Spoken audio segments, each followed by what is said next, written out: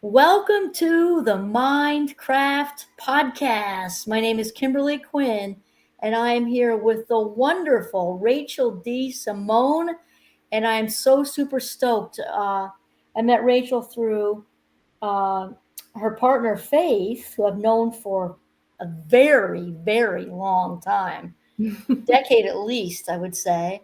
And I'm so thrilled that to have Rachel on the show that I could, just implode because Rachel is an integrative physical therapist who merges Ayurveda, right? Ayurveda type of yoga with modern pain science in order to treat the whole person. As Rachel tells me, to treat the whole person rather than just the symptoms, right? So, Mhm. welcome to the Minecraft podcast, Rachel. Oh, thank you, Kim. Thanks for having me. I'm really excited to be here. I'm so super stoked, Rachel, and I'm excited for you because I don't know that I have to tell you, I don't know if I've ever heard anyone, and I love to nerd out.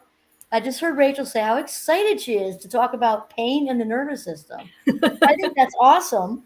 And she's got a lot of kind of different ways of looking at things that I am 2000% sure are going to be relatable to the listeners. So, Rachel, why don't maybe you start by explaining why you get so excited about pain and the nervous system? Yeah, absolutely. So, pain, I think, is not really well understood in this country, and it's not treated well or treated compassionately. And we have an epidemic of pain. And I don't think it has to be that way. I think understanding pain goes a long way to helping to relieve pain. And so I get excited to talk about it because I know how hopeless it can feel when you're in a pain state. And I really think that there's so much that pain science is offering us these days to help us shift out of that place of hopelessness and into a place of solution. And so, I want to define a little bit some of the things that we're talking about. So there's lots of different kinds of pain. And, the obvious kind of pain is if you have an injury, then it makes sense that it would hurt, right? If you break a bone or you sprain your ankle, then there's pain associated with that. Now, ideally, when you have an injury like that, the body will heal itself. I mean, it's pretty amazing, actually, our resilience and our healing capacity. And so the body should heal. And as the body's healing, the pain should subside. And for many people, that's what happens. But for 1 in 4 people, actually, the pain doesn't go away, even though the injury has healed. The other thing that's important to recognize is that we actually can have pain without having an injury or without having clear tissue damage, because pain is fundamentally, it's your nervous system's reaction to the perception of threat, right? It's your reaction to the perception of threat. And so whether or not that threat is actually present doesn't matter. What matters is how you're interpreting it. And so the way that I like to think about that is I'm a little bit afraid of snakes. And so if I was walking in the woods and I saw a snake, I would probably have a physiological reaction, right? My heart rate would probably go up. I'd probably get a little scared. My breathing might change. And I would probably be scanning my environment, trying to figure out how I could get away from the snake and protect myself, right? But if I realize 2 seconds later that it's not actually a snake, it's actually a rope coiled up on the ground in front of me, my whole experience of that situation is going to change. So the way we relate to something really influences how we experience it. And what's cool about modern pain science is that they're realizing that pain is actually a top-down experience, right? It's the nervous system interpreting information from the environment, and then based on past experience and contextual cues and the level of stress that's already present in the environment, right, deciding whether or not it's a dangerous situation. And so in some ways, pain is actually a good thing because it helps to keep us safe. And I think that that's kind of a beautiful thing, right? Like when we have pain, I have a little bit of gratitude for that sometimes because it's our body's way of saying there might be some danger. Let's pay attention. Let's figure out if there's a real threat and then respond appropriately so that we can protect ourselves. I love that. I love that. And I liked also, Rachel, how you were saying earlier that we've kind of been conditioned to not listen to the body trying to communicate with us, and that the body has wisdom of its own. Want to tell us a little bit about that? Yeah, so our bodies are communicating with us all the time, right? We might have the urge, for example, to yawn or to sneeze, or we might get kind of distracted or spacey or have trouble concentrating when we've worked too much and we really need a break. We might feel tired or hungry, right? Our bodies are sending signals all the time. And I think for a lot of us, we're culturally conditioned to override a lot of those messages, right? So how many times have you or your listeners said yes when really what you meant was no, or decided to just power through, and even though you're hungry, you want to finish that one task, write that last email, and check off that last thing on the list, right? Or stayed up too late trying to finish a paper or do a project, right? We often override those cues. And when we do that, that over time starts to communicate to our nervous systems that things might not be safe. Because the nervous system has two different speeds, right? It has fight, flight, freeze, fawn speed, and then it has rest and digest speed. And when we're in fight, flight, freeze, fawn speed, our bodies aren't worrying about sleeping or eating, right? We're not really able to do those functions when we're in that state. And so when we live our lives day to day and we don't rest when we're tired and we don't eat when we're hungry and we don't take breaks, unfortunately, what that does is it starts to send the signal to our nervous system that things might be a little bit dangerous. We might not be as safe. And we kind of stay in that sympathetic land or that fight, flight, freeze, fawn land. Does that make sense? Oh, totally, definitely. And I like how you cleared things up for the readers, because of course you and I have this in common. I love all this brainy stuff too. Is that the brain doesn't know the difference, right? Yes. So you could be sitting on your couch with your partner, or in a dorm, or with your parents, or with yourself, and nothing's going on, but it's what you perceive as a threat that's sending the brain into, versus actually having a mugger right behind you. But the brain doesn't know the difference. Yeah. Yeah, I joke all the time. The brain doesn't know the difference between a saber-toothed tiger and a blind date or just living your life, right? And so the little things that we do every day can help our brains to recognize when it's safe and when it's not. And one of the things that can happen is if we're kind of at that elevated level for a prolonged period, it can be really hard for us to do things like rest, because it's our nervous system's kind of so amped up that it's hard for it to get the sense of safety and the signal that it's actually okay to rest. And so then we end up doing things like doom scrolling and staying up and playing a game for way too long, because our nervous system doesn't know how to find that power down button, right? How to come into a place of being settled. I really like that, Rachel. I think maybe emphasize, or maybe elaborate more. I like how you said power down, and I can't tell you how many times I've heard this with I had mostly first years as a professor. You might say it in different ways, but they do not know how to power down, to hit the pause button, and to just, they learn it in Minecraft eventually, but they don't come in knowing it at all. And they just stay at this heightened, alert place, which eventually takes its toll on us, right? What might be some things, or how can it take its toll on us if we are not knowing how to power down? Well, I think it's a spectrum, and initially it can take its toll on our concentration and our mood and our ability to be present in our relationships. And, I don't want to be doomsday, but eventually there's only so much our bodies can take of that. Right. And so we start to have like a nervous system and an endocrine or a hormonal response, an immune system response. And that's how people over a long period of time can spiral into something like a persistent pain state or an autoimmune condition, because the body can only hold at bay for so long. And that line where that is different for each person.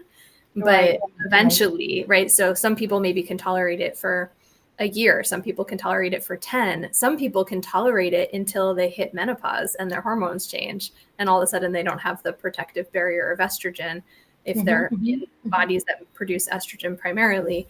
And then things start to shift, right? So it depends on the person, but there's a cumulative effect over time that can lead to pretty serious levels of pain and dysfunction in our bodies.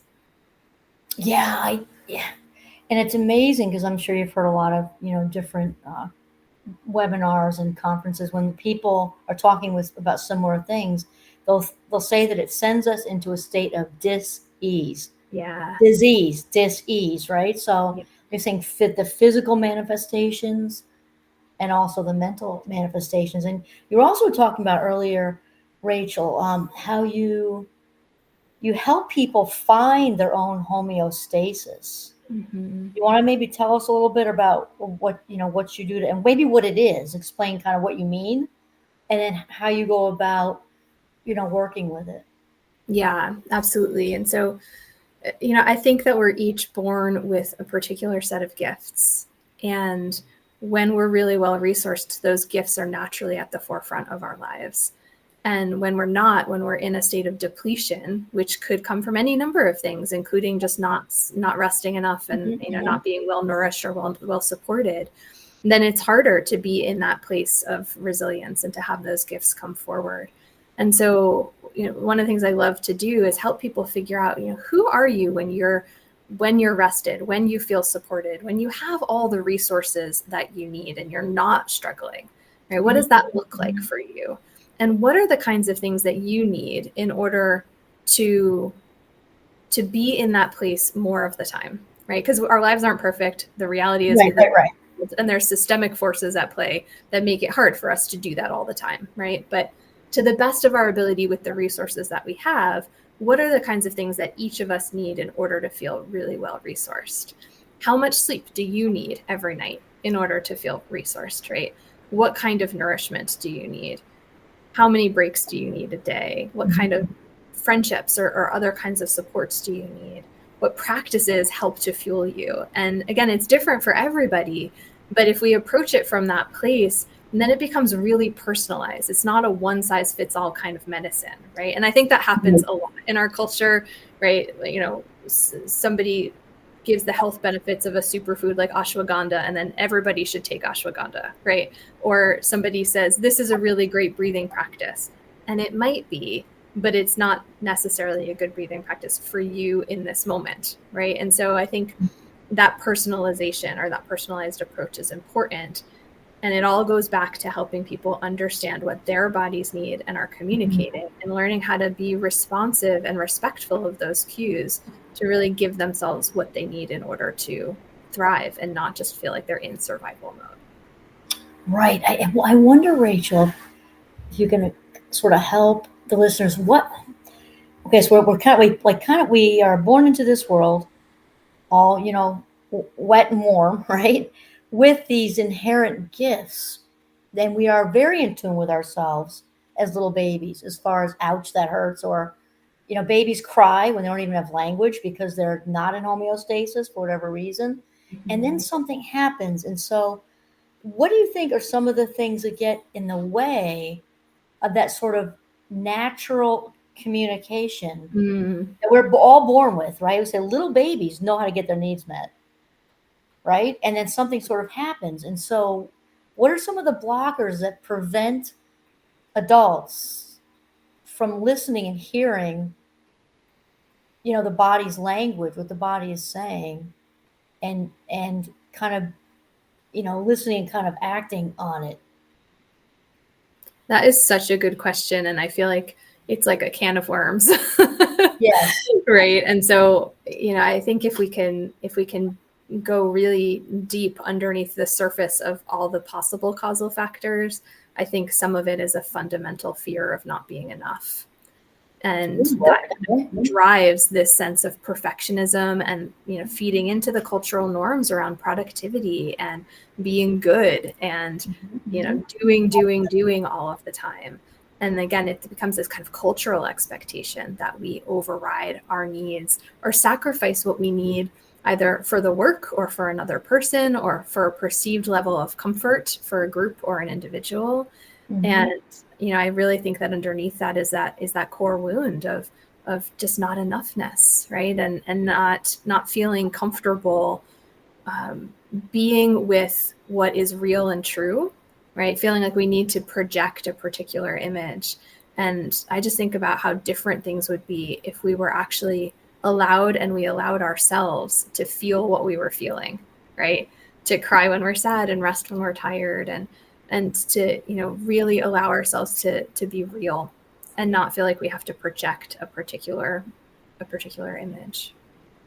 I love that. You know, occasionally I'll present on self-care, and I don't do the typical one, which is go get a massage, drink your orange juice. Like, it goes much deeper because what you're saying, because we cannot take care of a self we don't value.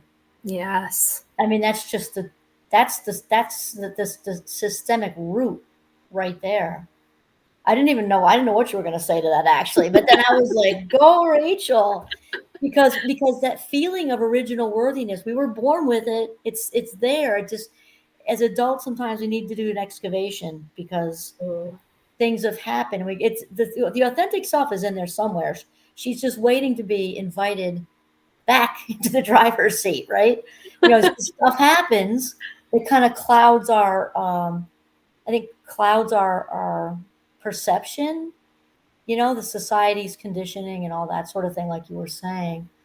Yeah, and there's real systemic forces at play, right? And so I don't Mhm. want to give the impression that this is easy work No, or that we can just self-care away these problems, right? We live in a world with racism and homophobia and economic disparity, right? And so there's real systemic forces at play that create the soup or the water that we Mhm. swim in. And it's important to name that because it's not as simple as just saying, well, I'll do this breathing practice and then I'll be Right. healed and all will be fine. And we can get trapped a little bit in this like cult of healing worship, right? Feeling like if I just do these things, then I'll be better, Right, then I'll right. be saved. And I that's why I come back to that place of our gifts and our basic goodness, right? Like we already have those things within. And I love what you just said about excavation. This is the perfect word. Right? It's like an archaeological dig. Yeah. Because, and I know, and especially, and thank you, Rachel, when you brought up all of those, you know, huge societal wounds, injuries, right, that affect, all of that feeds into the not enoughness, all those other big, larger anti-Semitism, all the everything that's going on with, you know, all that big stuff, feeds into, or can feed into, the not enoughness and the self value too. Yeah, I mean, I think it's important to name that and to recognize that it's not an individual moral failing. Because I think that can happen. We can kind of get into a place of blame sometimes, right? Like, you know, you still have pain because you didn't do a good enough job doing all the things you were supposed to do in order to be healed. Or maybe you're suffering because you're not eating the perfect organic Right, right, food, right. right? You had a brief craving for a little Debbie's, and now there's and now there's and now there's guilt. But no, but I wasn't sure where you were going to go with that when I asked the not enoughness. I wasn't sure if you might say trauma, you might say this, you might say that. But no matter what, Rachel, right? Something we can do it like air quotes. Something gets in the way of that precious little cherub infant that's born with everything, you know, she or he or they need, right? We're born with it, and then some stuff happens along the way, and then here we are as adults, sometimes disconnected, mind and body disconnected a little bit as far as their communication. So I think what you were saying earlier is surviving versus thriving, right? And that you help people maybe relearn or tap into that original, you know, the gifts we are born with. You help them be able to see that again, right? Mhm. So maybe you want to share with us a little bit of what you actually, you know, do with your Ayurveda and your all the kind of physical therapy type things you do. Yeah, yeah. So first of all, Ayurveda is one of the oldest systems of medicine still living in the world today. It comes originally from India. And it's an elemental science. So what that means is that it's based on the elements of earth, water, fire, wind, and space. And each of those elements exists in everything in nature and has particular qualities. And we are nature, so they also exist within us, right? We're not part of nature, we actually are nature. And so Right, all right, of right. the qualities that exist in nature exist in our nature as well. And they exist in different proportions in every being, in every human, and then also in all of the different beings that exist out in the world. And so that lens helps to provide a framework, a starting point, right? It's not dogmatic or prescriptive. It's just an opportunity to try to understand ourselves and our relationship to our world. And so that's the lens or framework that I use to help people understand, again, what their constitution is and what they need, right? So somebody, for example, who has a lot of wind and space in their constitution might feel a little bit more anxiety than somebody who has a lot of earth and water in their constitution. And so being able to understand what qualities are present and know how to interpret them gives people the tools to then be able to make really informed decisions so that they know how to help themselves. So a concrete example of that is I have a little bit of fire in my constitution, and I love spicy things. I love fiery things. Like the more hot sauce, the better. I would put hot sauce on everything if I could. But my body doesn't love that so much, especially in the summer. So when it's hot outside, right. Spicy food as well as I do in the winter.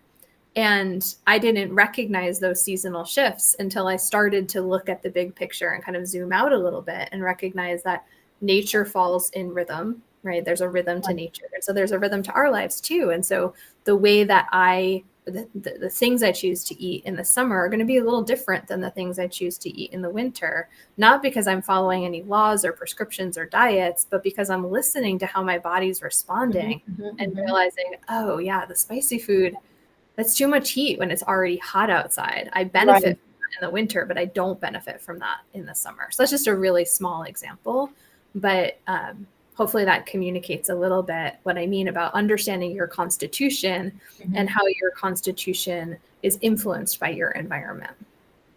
Well, I like the part you said listening, because in our system, you were alluding to it earlier, Rachel, we can get, especially if we're sort of struggling with our enoughness, it's very, because that's so excruciating to not feel worthy.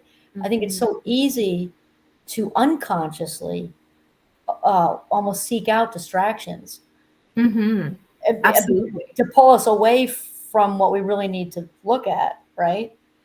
So when you were so how would one, for our listeners here, how would somebody sort of get started? Let's say they're just kind of listening to you now, having some aha moments with all these lovely wisdom bombs, okay? Realizing that they want to start this maybe self-discovery journey, kind of getting more in tune with the mind-body connection. How would you suggest let's think baby steps. How do you think they would start to kind of look for what the body's trying to say? How can they be more receptive? Think like a catcher's mitt. It's baseball season. How can they have more of a catcher's mitt stance? Like, I'm ready. Bring it on. How would they do that, do you think? Yeah, well, I think there's a lot of ways that you can do that, but it all comes down to slowing down a little bit and paying attention. Okay, all right. And so, for example, I see this in yoga a lot. So I'm also a yoga teacher, and I see, you're in a group class, and not everybody needs the same things, right? And so whoever's teaching will give an instruction, and everyone will do it. And sometimes there's a little bit of lack of awareness or discernment as to whether or not that was a helpful practice for each of the people in the moment. And so slowing down, I think, can be really helpful, right? Whether it's yoga or food or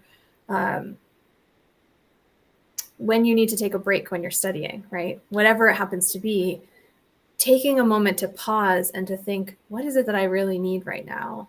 And to see if you can hear the answer. And then when you give yourself that, how does it affect you, right? So for example, if you've been playing a game and you're kind of like stuck in that mode and you can't get out of it, how does it affect you if you play for hours at a time versus if you take a break and put the screen down and take a few deep breaths or go outside, right? So starting to be aware of how things affect you.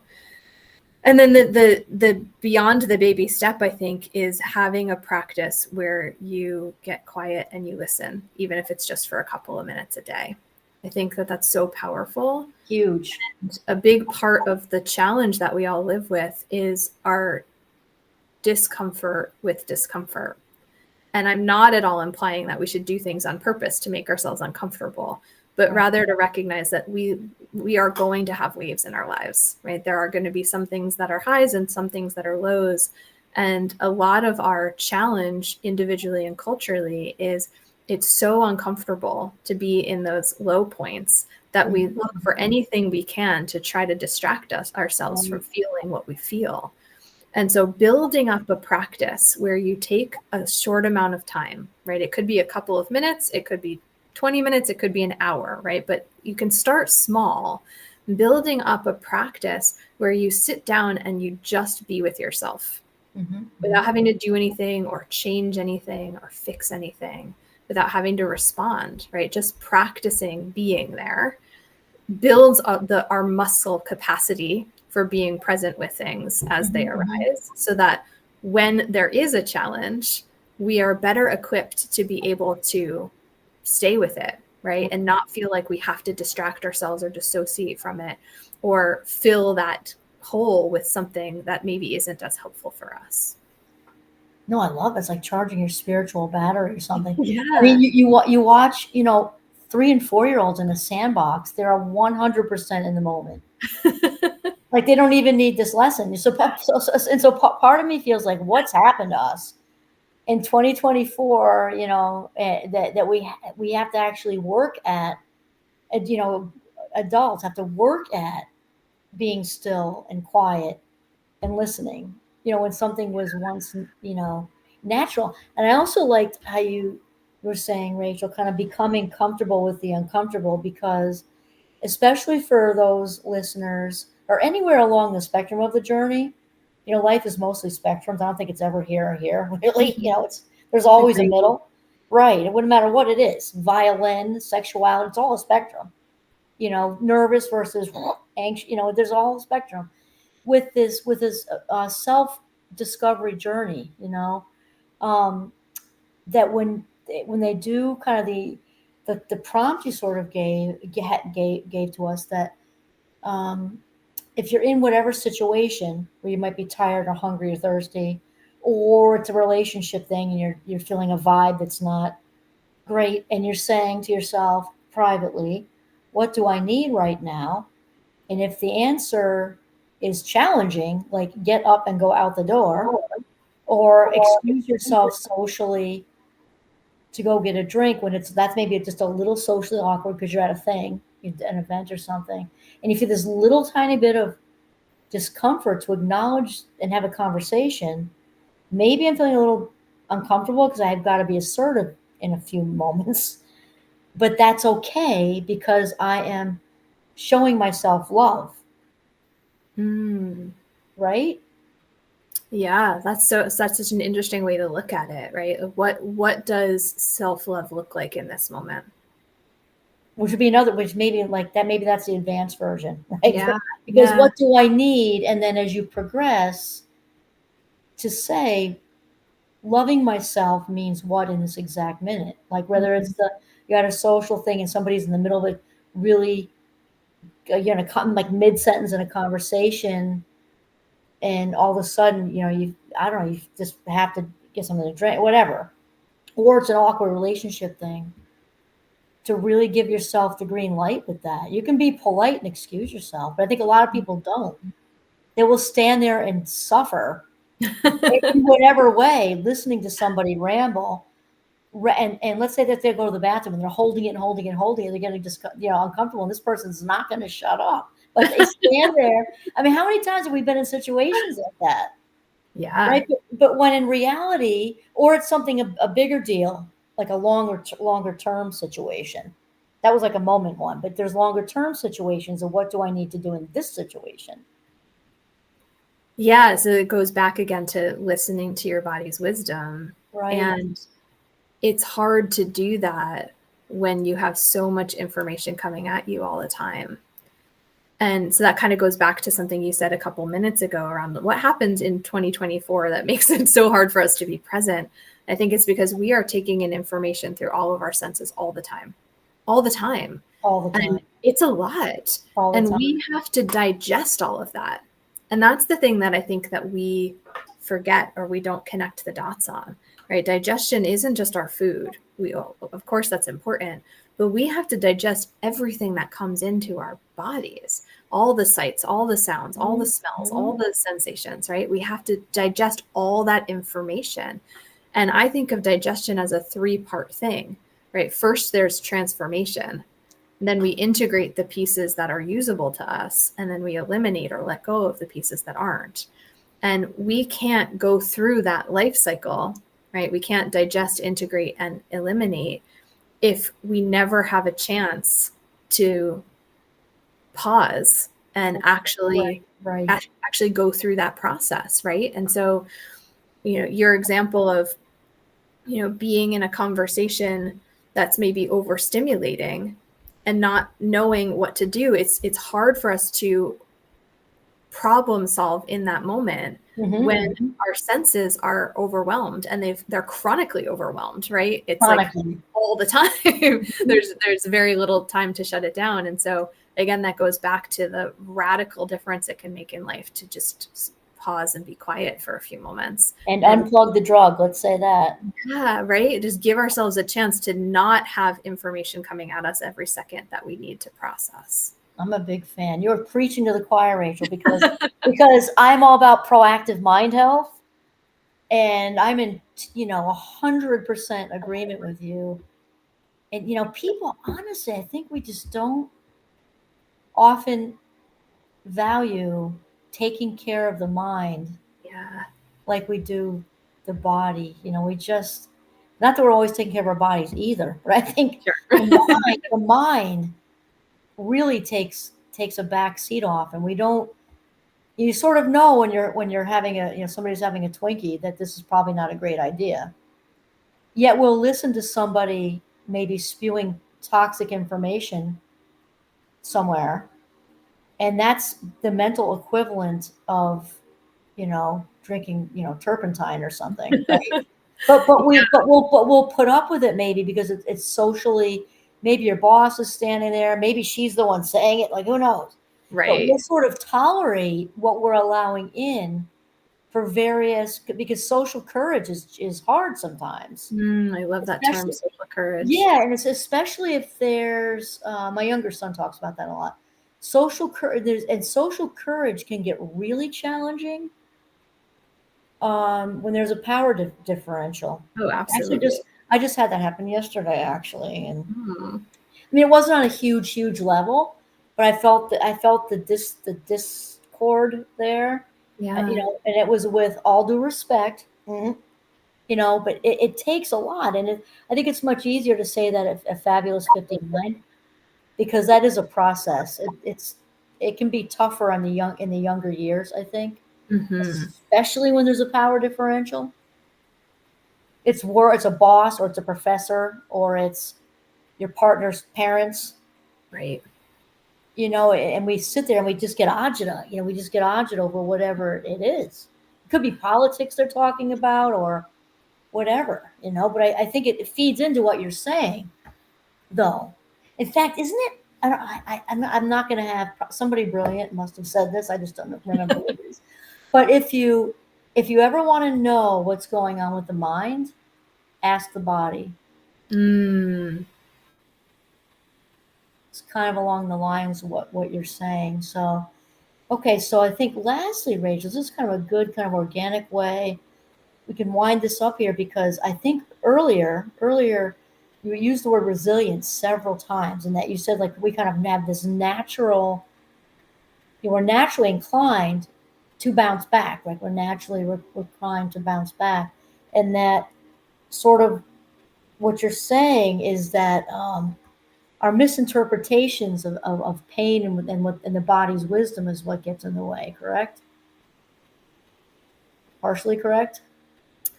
I have to think about that for a second. Or maybe you want to do a total rephrase. Say it again. Let me hear it again. Our Well, natural. we started out talking about the pain in the nervous system, right? And then we were talking about how you were saying, like, there's pain gets a bad rap because it's giving us a clear message that something's not right, something's happening.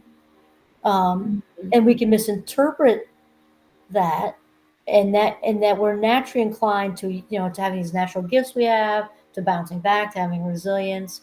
And it's when there's that discord that we're prevented from resilience, right? Yeah, so I think what you said earlier is important because we're not always accurate Right. in our perception, right? And that goes back to that rope and snake story, right? Right, right, The way right. we perceive something influences how we experience it, and that is going to be informed by the context and our past experiences and our present state of rest and nourishment and resilience, right? All of those things are going to feed into it, and that goes back to the idea of kind of being proactive if you can, if that's Mhm. possible in your life right now. And sometimes the reality is it's not. But doing things proactively to help you be in a place where you can be more resilient, right? So that again, that's giving yourself good rest and nourishing yourself in the way that your body needs to be nourished, and taking time to pause, right? All of those things. Um, And yeah. ducking out of dodge, right? Ducking out, I don't mean to interrupt you, Rachel, but even let's say it's during the work day or school day or something, because I know when I say something similar to my students. Worst case scenario, dip into the bathroom. No one's going to bother you there, hopefully. So if you because 1 to 2 minutes, like earlier you were saying 1 to 2 minutes, and I agree. Sometimes it may not fix all of it, but if we take 2 minutes to breathe deeply alone, Mm, that's a pretty good reset. And if you can breathe very deeply, it's neurological, as I know you know, it immediately returns a mind to the present moment from the future and the past. Doesn't mhm, last for long, but it's an immediate break in that minute. And so, like, I'm out in the woods every day. If you have that, it's fantastic. Or if you're urban and you're out and there are trees around, or a park or something like that. But worst case scenario, if your life isn't that right now, and all you can do is duck into another room or a bathroom or something, it's still a power down, as you were saying earlier. mhm. Yeah, and I think that there's some science that says that just a few breaths makes a really big difference in the Huge. responsiveness to the nervous system. It used to be 7. I don't know if that's still true. I don't know what the current research is in terms of whether or not they've quantified that, but I know from my own experience how much of a difference it makes. And yeah, I think, finding any quiet space is great, and I'd love for us to just normalize culturally, Yes. right, that like we don't have to go and hide to do that. Right, sometimes we do, and that's helpful, and being quiet, sometimes the only way to be quiet is to leave a situation if we can. But We just closed the door. I literally go in my office and shut the door. or do it in public. Like I remember when I was in grad school, it was so stressful studying physical therapy and having these practical exams, and we'd be sitting in the hallway waiting for our turn, and I would sit in the hallway and I would do my breathing practices. I And love that. admittedly, sometimes my classmates would kind of rip me a little bit for that, but then sometimes they'd join in, and it gave other people permission to do what they Nice. needed, right, for self-care and for centering. And gosh, it makes such a difference. And so a lot of the practices you can do without anybody even knowing that you're doing them, because Oh, it's just breathing, totally. right? So nobody knows what you're doing. You could be standing in line at the Oh, grocery store oh, doing 100%. that, right? And how cool would it be if we said, you know what, I feel like I need a little bit of a break. Can you give me a few moments? And I'm going to breathe. Do you want to join me? Right? It doesn't have to be a secret. No, it doesn't have to be a secret, Rachel. What a great way to wind up. I do the 4-7-8 breathing technique Oh, I love that constantly. one. I do it in threes because I feel great after I do it 3 times. But you Yeah. you actually jogged my memory, because I'm not afraid to do anything in public either. I'm constantly like, I put my hands out. So I'll tell you, I was at UVM. This is years ago, like maybe like 5 or 6 years ago. And I would not say I'm an anxious person in general at all. Medical stuff gets me a little anxious. And this was the preliminary thing before I had the procedure, which all turned out fine, but you had to go through the yuck, right? So I was in the preliminary thing for the procedure, and I was in the waiting room with people everywhere. And I just kind of sat back in my chair, put my hands out like this on my lap, and I just like zenned out. When they finally called my name, and they take your blood pressure right away, which probably Yeah. was 3 million over 2 million walking in there. But no, it was like 120 over 60 or something, because I'm like, I'm checking out of here. Yeah, Y'all, that's great. like, y'all, I'm checking out of here. This atmosphere is way too intense. So I'm going to close my eyes. So I'm not looking at stainless steel Yeah. or people behind the front desk, who are all lovely, actually. But no, because when I'm in any kind of medical thing, I just check out. So I I like love that you did that. that. And Yeah. you're right, it probably did help your blood pressure a fair amount. Yeah, I mean, not that I had high blood pressure, but I know when I'm in, it's that whole scene. Yeah. You know, It's really stressful. it just, yeah. And I'm just checking out, because the thing also, the deep breathing is good, but also when you close your eyes, the threat stuff the cord's being tripped by what we're looking at, Yeah. and maybe also what we're hearing, and maybe also what we're smelling. But shutting down, closing your eyes blocks a lot of the incoming information out. Absolutely. And so that, I thought that was you just reminded me of that.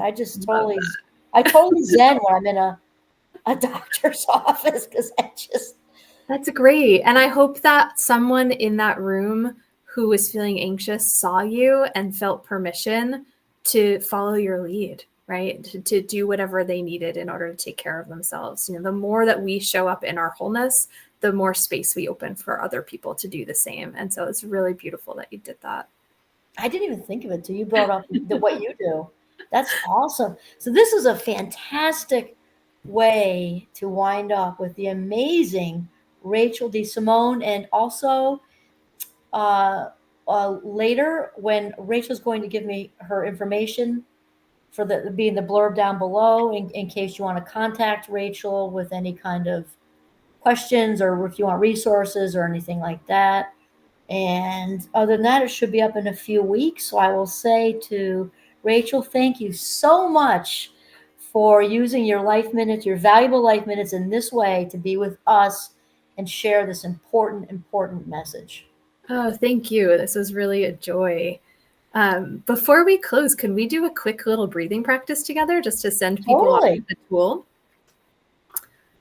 Okay, so if you're in a place where you can lie down, this is a nice thing to do lying down. And if you're not, you can do it sitting or standing or any position you want to be in. And if it feels possible for you and comfortable for you to close your eyes, you can let your eyes close down. And if that doesn't feel comfortable, you can let your eyes rest in a place that feels relaxed. And just take a few moments to just check in and notice what you're feeling. No right answer or wrong answer. Just bring your attention into your body. And we say that our energy follows our attention. And so this is one of my favorite practices to help balance the energy and calm the nervous system. So let your attention come to the sole of your left foot. And just feel the sensation at the sole of your left foot. And the next time that you breathe, imagine that you're breathing in from the left foot all the way up the left side of the body to the crown of the head. And then breathe out from the crown of the head down the right side of the body to the right foot. Inhale again from the right foot up the right side to the head. And then exhale down the left side of the body to the left foot. Right, following the pace of your breath, which might be faster or slower than mine. Right, inhale from the left foot to the head, feeling the energy travel up through the left side. Exhale, let that breath travel back down the right side to the right foot. Inhale, right foot to head. Exhale, head to left foot. Inhale, left side. Arcing breath and energy like a rainbow. Exhale, right side. In right. Out left. Let's do one more round. In left. Out right.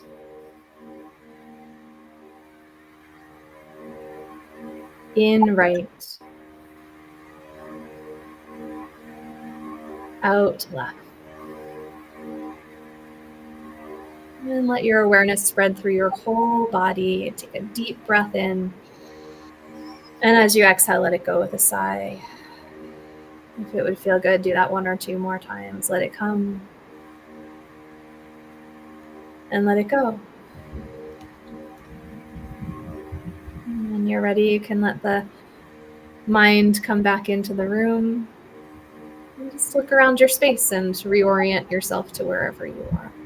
And thanks for sharing that practice with me. I love that, Rachel.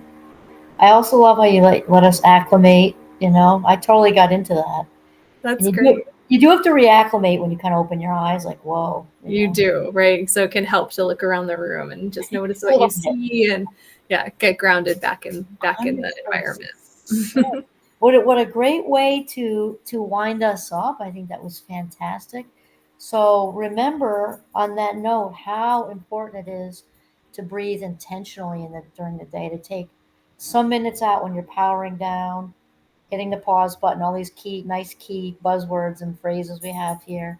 To breathe deeply, because it's not just touchy feely, as Rachel and I are both saying, it's actually a neurological reset. You're actually calming your mind on a cellular level, and it's very important to do that every day as much as possible, right? So well said. What? I said so well said. No, well, thank you. Thank you. You've been absolutely amazing, Rachel. It's been such a good conversation to have. And so thank you again for using your valuable life minutes to be here with us and have this important conversation.